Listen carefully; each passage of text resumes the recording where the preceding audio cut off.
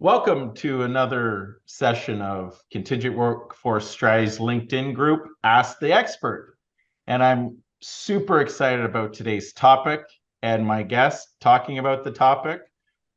The topic is building a successful SOW program. And I'm here with Rich Wilson, who's the founder of Gigged.ai. And Rich is not only an awesome dude and coming from Glasgow, Scotland, another international guest, but he's got over 12 years of experience at Allegis Group building their SOW program, specifically, in the IT tech systems space.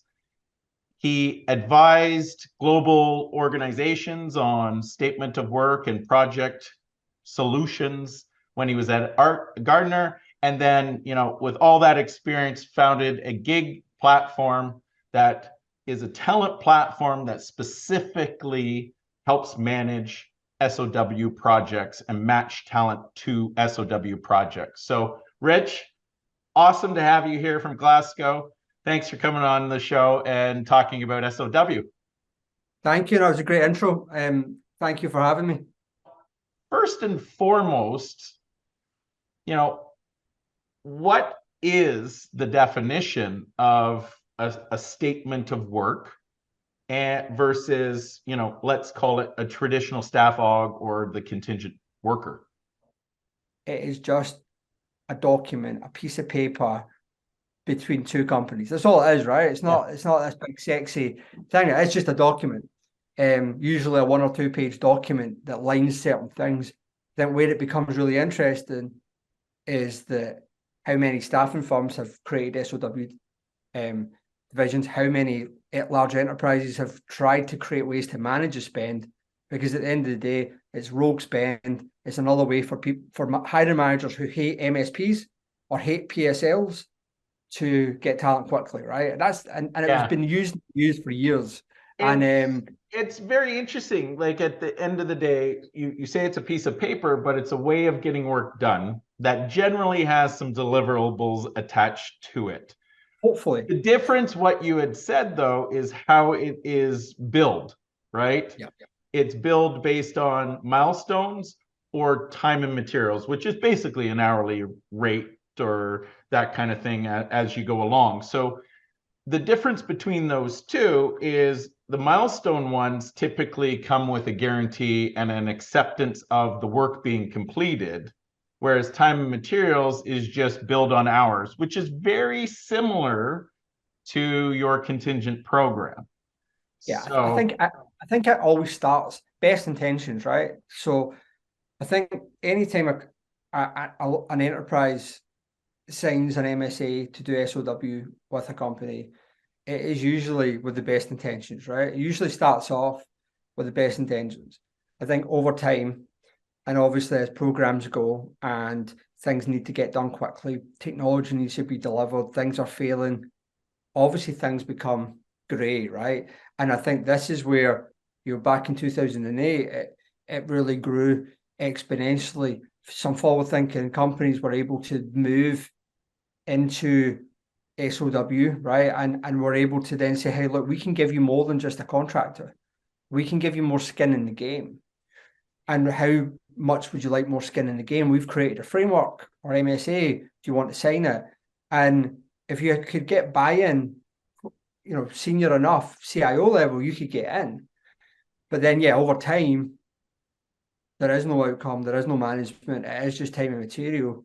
And then it opens that whole can of worms about, well, wait a minute, who should be part of a contingent worker program is the SOW, and it's a massive topic, right? Which needs managed really carefully, needs governed really carefully, and need to make sure that the deliverables within that SOW are absolutely not watertight, because you're in real life, it's never watertight, but it needs to start that there is at least the intention to do that, to get the outcome, and there needs to be a milestone and a governed way to get that done, instead of it being, oh look, we just need 20 business analysts or UX designers or software developers, to get me them tomorrow. Well, you could do that, and a lot of them have done that, and a lot of people have done that, but then 6 months, 12 months, 18 months down the line, it opens a pretty tricky conversation for everybody, because then you're getting, when the economy changes again, guess what? Those SOW time and material workers are then getting reclassified as contractors. Yeah. And usually why that's happening is because the rates in an SOW program or consulting program, let's call it, are much higher because they typically came with a guaranteed service or a deliverable with it per hour than what has been agreed to in the contingent program, which is staff augmentation and managed under the client's eyes, and the guarantees are under the client's responsibility. So that difference in pricing is for the guarantee often of the milestone. And so if it shifts to this kind of time and materials and very light outcomes that are not guaranteed, it becomes that where we talk about that gray area that could go potentially into the contingent program and save a significant amount of money. Because done properly, if you can, there's probably three types of supplier in that in that continuum, right? You've got the staffing firms providing contractors. Okay, that should be through a contingent worker program. If that's masquerading as SOW in any way, probably not. Then you've got the staffing firms who got their own consulting divisions.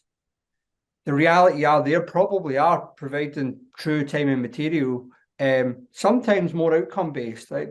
Like Tech Systems Global Services, that is outcome-based. That's properly outcome-based work, right? It is. But then you've got, so it's like, okay, but what is it? And then you've got the Big Four and then all the other large consultancies. They're not going to agree to a time and material SOW, right? They're going to want an outcome base. Now, if that's what it is, and that's where it goes, depending. But you've got those three different supply models all kind of flip-flopping in between. The large consultancies are kind of coming down. A lot of the staffing companies are trying to get up that continuum and get up to higher margin. Because, if you're at a contractor side MSP, we're talking single digits, right? Margins. You're talking time and material.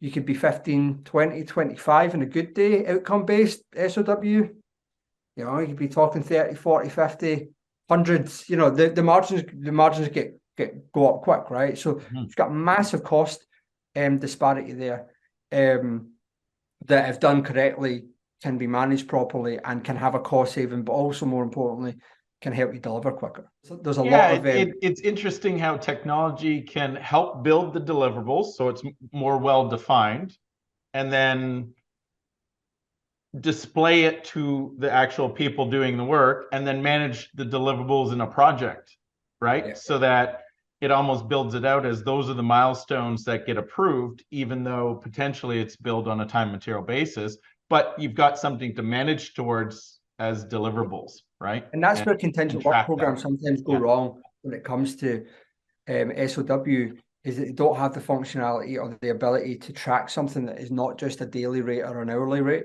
So it doesn't, a lot of the new technology coming on does, and we integrate with a lot of it, but many technology, it can't compute that is not a daily or an hourly. So that then causes problems when it comes to invoicing, payments. It becomes a real issue. So I think that's when it comes to building program, you've got to be very clear about what it is and the differences between it. So, we've talked about a lot of different things, some of the definitions to be used, some of the benefits. Now it's and use of technology. And sometimes when you go through all these items, it gets almost overwhelming, right? Because it is a unique aspect, but it is a huge amount of spend, and it is a big way of work getting done, and it can come into a contingent program.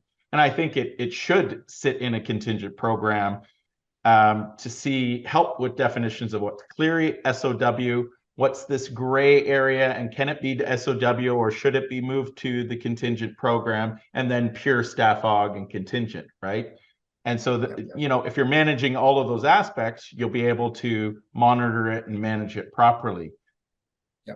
But, you know, there's enough balls being juggled in there with the poor contingent program. And as we all know, it's lots of work. Adding another very complicated area into it is wonderful, but where do you start, right? What are some of the key 4 to 5 or 6 things that you got to think about? And they don't have to be even implementing the technology. It may be getting your definitions. It might be different things like that. Where are the starting points that if I'm thinking about and wanting to start putting SOW in the program, what are the key things I got to think about to at least phase this into my program? Yeah, I think, first of all, starting with the end in mind. Okay, so starting to look at, right, let's say whatever that program is, let's say 3 years down the line. Why are you doing it and what do you want to have achieved in those 3 years? Because to your point, it's going to be painful, and it's going to take a lot to get it done. So what is it you want to achieve, right? So I think that's really important to think, you know, 3-4 years down the line, are we trying to do this for a particular reason? And I think that's my second area. Are you trying to create more flexibility? Are you trying to drive down costs? Are you trying to access specific specialized skills? Or are you trying to mitigate risk? What is it, right? And what one trumps the other? Yeah. One of the best SOW programs that brought the SOW in to their contingent program, they actually only utilized it for billing purposes and didn't charge for it.